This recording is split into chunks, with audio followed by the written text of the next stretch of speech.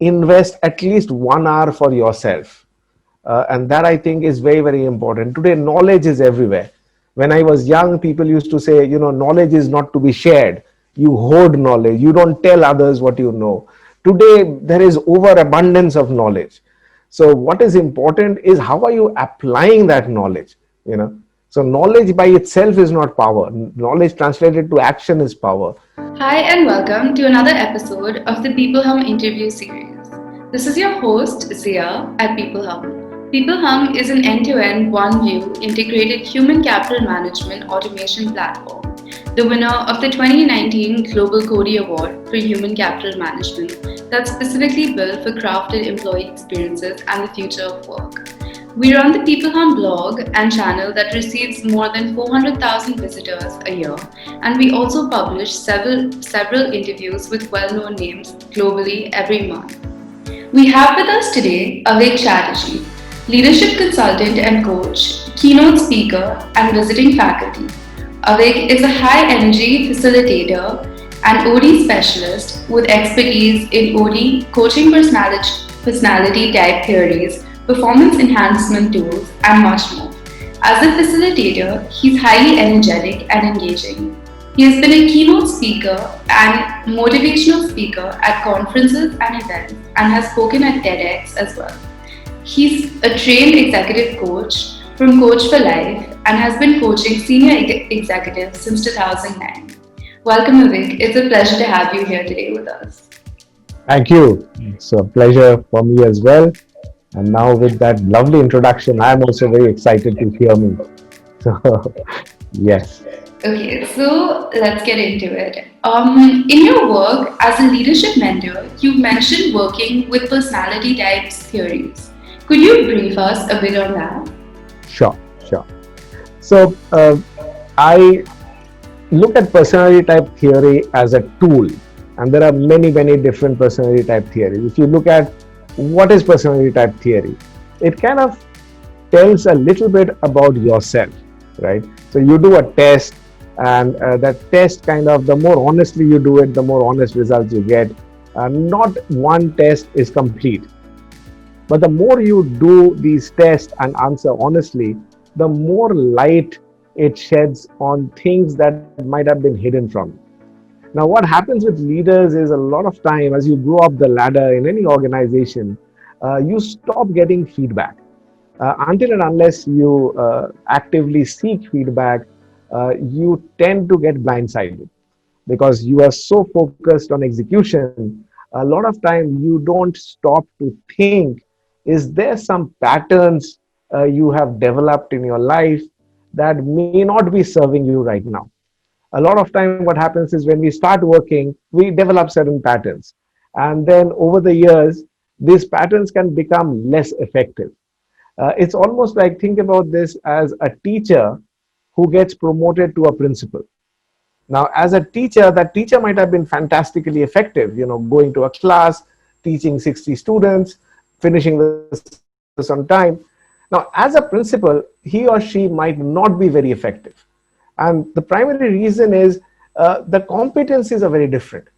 The practices that they had followed before might not be useful now. So they might have to unlearn certain old habits and form certain new skills and habits.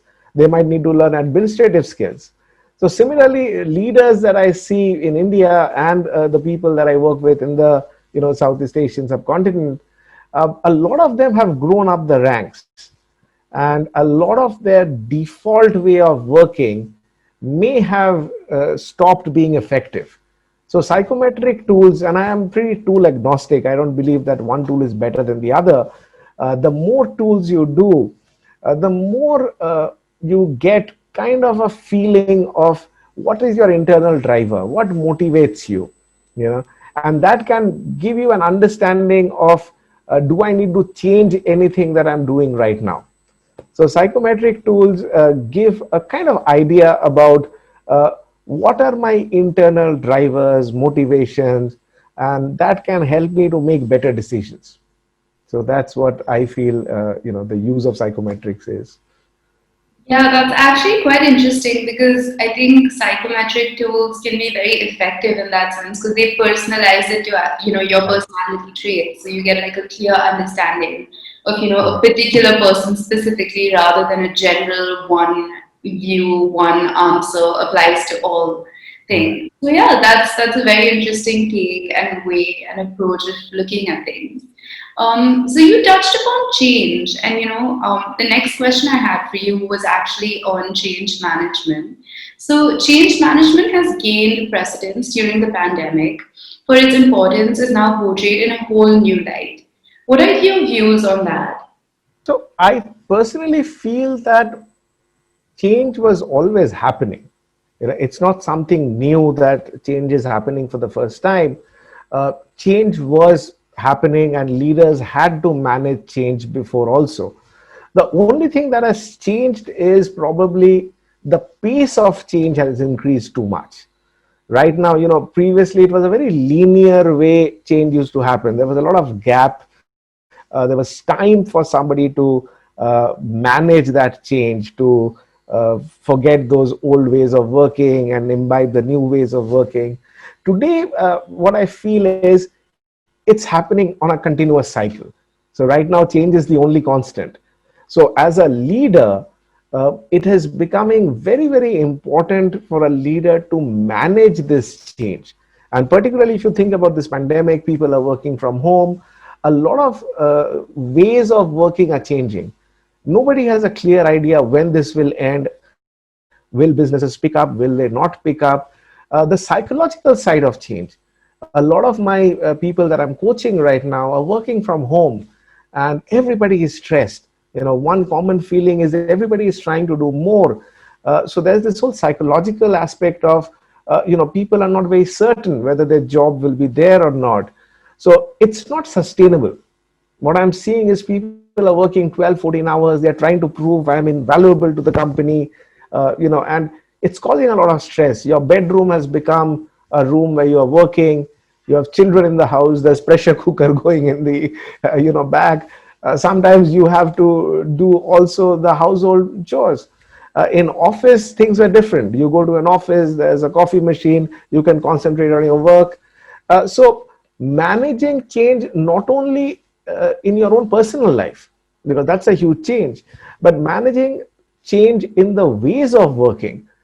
Meetings are taking place online, deals are being signed online, digital signature. So everything is changing.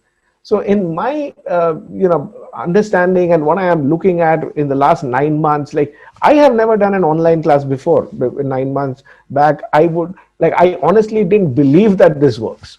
So I was there, and I realized I had to change to survive, to talk with people. I see a lot of people today, they are not even willing to switch on their cameras because they feel that, yeah, obviously there are features. Zoom has features where you can blur the background, you can have a Hawaii background in your background. But that's change to me. So if I look at managing change, it is very, very important now for anyone to survive. We need to adapt if we have to be successful, and we need to adapt fast. So that's how I feel that, you know there is no new normal right now. It's only change. That's the new normal.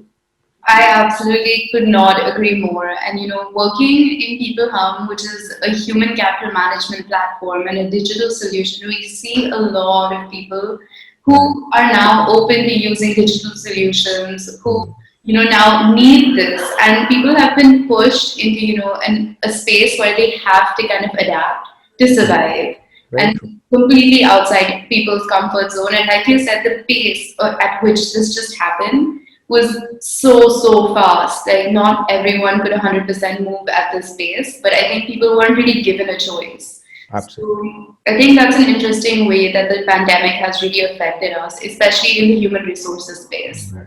Um, I remember a quote. I think it goes like, change before you have to. So if you can proactively keep on upskilling yourself, adapting to the new technologies, and as you said, okay, people right now who are successful will be those who are proactively doing that, not waiting. until they're forced to change. Like those mobile phone, when it came, there was a lot of reluctance for people to get into smartphones, or once you use a BlackBerry to go to the next technology. But right now, I think we proactively need to uh, get uncomfortable to succeed. 100%. Absolutely. I couldn't agree with you more on that front. And it's going to be very interesting to see really where this change leads us. Um, another part of change and another area that things have been quite difficult is communication in this pandemic, with remote working and everything. So, as someone who also teaches effective communication to business executives, how would you recommend leaders connect through to their employees amidst a pandemic? Right. I think there are two parts to this. One is some skills, some things that I call it the doing skills. There are certain things that a leader can do. The other is the mindset. That is the being skill. How are you being in that space in this new normal? And to me, five things are very, very important for a leader to do today. And I am observing leaders, I'm interacting with leaders, and I feel those leaders that are doing this are a little more successful. They're getting better results. But again, you have to take this with a pinch of salt, because what works for me might not work for you. And what I am feeling, number one that I'm seeing happening is leaders are listening more to what their people need. And when they're communicating, they're not communicating from a standpoint of, okay, I have to tell you this, but it's more in responding to what the people need, because people are scared. People don't know whether their job is there or not. Even the leader themselves do not know whether their job is there or not. And it's always very difficult for a leader to get another job. Somebody new to the system can get another job. A leader will find it difficult. So, number one, I think leaders who are doing well are listening to their people more. They are listening and responding to what they need. The second thing that I'm observing that is happening is leaders who communicate more frequently and do not use jargon. It is clear, simple, frequent communication. That is working well, because things are changing so fast. Right now rules are changing. Right now, as of today, if you have to go to Bombay, you need a COVID test. That rule was not there before. So every day rules are changing. We don't know, so long term planning is not really possible right now. And a lot of time leaders who are successful are able to you know do this communication very frequently, and not using jargon, but simple, clear communication. Maybe small communication. I know one of my clients, they are doing video messages, because having everybody together town hall is difficult. But can I get a 2-minute sound bite and pass it on to my people? So that's the second thing that I see. Third thing that I am seeing right now is a lot of leaders are also in their bedroom. They are facing the same challenges, right? So if I have to say, previously in India, at least, we celebrated the very charismatic leader. We had an awe for that leader who is always suited and who has this particular way of speaking. So right now, what I am feeling is candor is more important than charisma. Somebody who is honest. If a leader also is speaking and behind I hear the pressure cooker whistle go, I feel more connected to that leader. Or a leader telling me everything is not fine, but giving me the hard truth as it is. They also are not very sure what the future holds.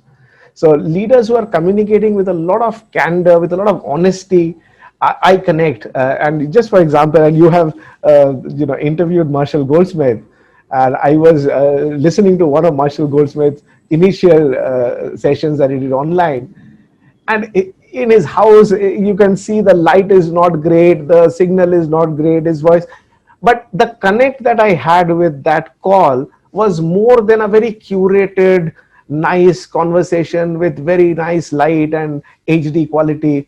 So that appeals to people more, I think. I mean, at least it appeals to me. The fourth thing I think that is important is communicating resilience. I think probably giving examples that yes, we can get over it. We don't know, we have fallen, but we will rise up again.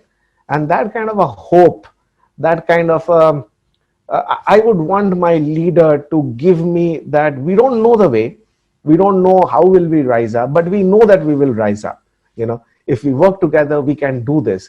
So somewhere, if leaders can communicate that hope to me, and some leaders are doing that, kind of holding a strong fort and saying, yeah, we will get over this, we will do that. That's the fourth thing that I see. And the fifth thing that I see right now that leaders are doing well is, there is, I think, abundance of information that is there. I don't know what information to focus on. So if my leader can distill some meaning out of this whole chaos that is going on, okay, what is important? What is the thing that I should focus on for the next 1 month? Because if I think of the future, I will be scared. Even companies are scared. They don't know whether they will survive in the future, or do they need to, diversify, do something else. But if my leader can say, okay, focus on this, or at least we know that there is certain meaning, in this chaos, I will focus on this particular aspect. So all hands on deck. That kind of a thing helps. So I don't know if I am making my point across. So in short, there are certain qualities that a leader can do. On the being side that I talked about, leaders who show vulnerability, I think, are being successful. Because right now, you cannot be that Bahubali kind of a leader saying, I will take you across the promised land. It's not possible because you don't know. But somebody who is vulnerable and say, I am also in the same place as you are, but I have confidence that we can do this. That I think will work well. Yeah, I think that is very true. I think relatability and being able to make your employees feel comfortable in a time of so much uncertainty is becoming more and prevailing to be more important. Okay. So of course, like the traits that we expect from a leader has changed, and the ones that would work have changed. So definitely, those five aspects that you pointed out are quite important and essential. And the way that you put it out in a very structured way makes a lot of sense. It's quite coherent to understand. So yeah, that was very those were very valuable insights. And another thing that I'd like to know, in your experience over many years that you've been in the industry, do you think leadership is taking on different meanings? Yeah, I'm like, even now, leadership, the definition of leadership is so vague. There are so many definitions. And right now, I am teaching a 30-hour class in an institute on tourism and rail. And I am teaching the subject of foundation of leadership. And I was just refreshing my knowledge about all the, like, from the great man theory to now. And I think, the definitions of leadership gets broadened, gets changed over time. And right now, what I feel is, again, connected to what I was talking before, I see a lot of uh, qualities are becoming very, very important, like flexibility, being able to adapt themselves, also willing to make difficult choices. So those were all, also there in a leadership quality before. It's not that this is something new that is happening, but let's say a value based leader is now becoming more prominent than let's attack, let's get this thing going kind of a leader. Both are important. But right now, when your terrain, you do not know, right now we don't have a map, we don't know how to go there. So pretty much, I think the definition of leadership, or those leaders that are becoming successful, are a little more people oriented, a little more, they're working on some ethics and values, they're taking people along with them. So these kind of qualities I see are becoming more, uh, I won't say important, but people are getting attracted to these kind of leaders more right now, because there is no playbook. We haven't faced anything like this before. At least our generation, we have never faced something like this. So somebody who says, I have all the answers, I might be a little suspicious towards that kind of a leader. Whereas somebody says, I don't know, but I'm willing to explore, and we are willing to, seek this or do this journey together. Those kind of leadership kind of definitions or whatever, I haven't seen a new definition of leadership as such, but I may be unaware of that. But I think those qualities are becoming more important in leadership now. Less of I am the hero, follow me, I know the answer, follow me, and more of ethics, values. Uh, you know, I mean, this is what I personally feel. Absolutely. I mean, I think it's very true, because this whole pandemic in itself has been a roller coaster. It's been so many things coming and going, and so much change, and so much unpredictable change True. that, any leader that can stand up there and have an attitude that they know is something that they actually cannot know, because no one really knows. True. So I think the approach that you're taking is very valid and very, relevant to what's going on. And we know no one really knows what the future holds either, like 6 months from now, a year from now, where we're headed. So there is a lot of, ambiguity going on, and a better approach, like you pointed out, would be to adapt yourself and be ready to, take on whatever challenges that come working with your employees. I will Um, also say another thing that I missed out on is seeking help. There's no shame in seeking help, and the good part is because everybody is going through this together. uh, a lot of time what happens is we forget, and we kind of tend as we grow senior in organizations, that the leader has to have all the answers. A lot of time people on the ground can help you. So if you can be more collaborative in your approach, seek out help from others. Like, I don't know how to solve this problem, but perhaps you can come up with an idea to get them engaged, because we are all in the same boat, and the boat is taking in water, and it's not just the leader's job to bail out that water. So if you get everybody involved, and historically, like I have seen that happening in my consulting experience, where whenever this company was facing trouble, I can't name those companies, but when everybody got involved, and we do certain things called LSIP, large scale interactive process, where we involve everybody to come up with a solution. And we always found there is more buy in. People get involved, people want to help, people want to help each other out. So I think seeking help is also another quality that a leader should use. I mean, it's not that he or she has to come up with all solutions. So that's another thing that I feel might become important. Absolutely. And I think teamwork is always, collaborative, and teamwork can always bring out the best solutions and the most innovative ones. So that's always a good way to, take a good approach towards solving any kind of problem that comes up. Right, yeah. So lastly, I'd like to know, do you have any sound bites for our audience today?